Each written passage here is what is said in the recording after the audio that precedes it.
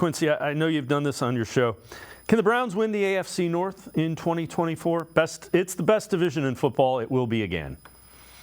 It's the best division in football, but what is interesting is last year you really felt the Bengals gearing up for a championship run. You felt the Baltimore Ravens gearing up for a championship run, and you saw that with the Cleveland Browns. They were doing everything they could for a championship run.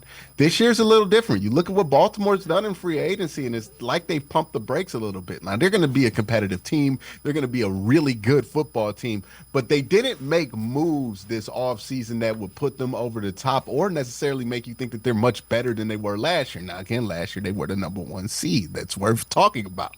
But you don't feel like that team has really improved or like they're in a true win now scenario with their roster. Feels like they're kind of slowing down to reload a little bit. Then you look at the Cincinnati Bengals and a similar things happening. They don't know what's going to be the case with Tyler Boyd. Is he going to come back or not? Probably not. T. Higgins, are they going to be able to figure out a long-term contract with him? Is he going to play under the tag, or are they going to trade him in the draft?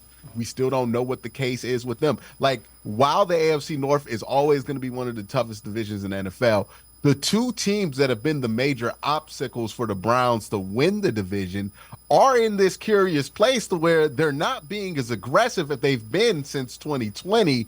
And I think that means that there's an opportunity for the Cleveland Browns, because right now you look at the AFC North, the one team that's still, getting all the things that they need to get that Super Bowl run ready right now is the Cleveland Browns. Now, again, they got to live up to it. Deshaun Watson is a bigger question mark than any of the other quarterbacks when we're talking about Joe Burrow or Lamar Jackson. So they do have that to figure out, but they still do have one of the best defenses in the NFL. They have a solid offensive line. Nick Chubb is coming back off of injury. They have a really good wide receiver room, some good tight ends, and you hope that Deshaun Watson can get back to playing great football like he did in Houston, because if that's the case, then now you're even with those guys, but also you are significantly better from a roster standpoint than those teams. So it's going to be interesting to see. There is definitely, I think, an opportunity for the Cleveland Browns. And I think if the Browns are wise, they should see this as a golden one, where it's like, hey, this is the year where everything's kind of aligning for us. Like we thought that last year with Baltimore, that was the year where everything kind of lined up for them perfectly.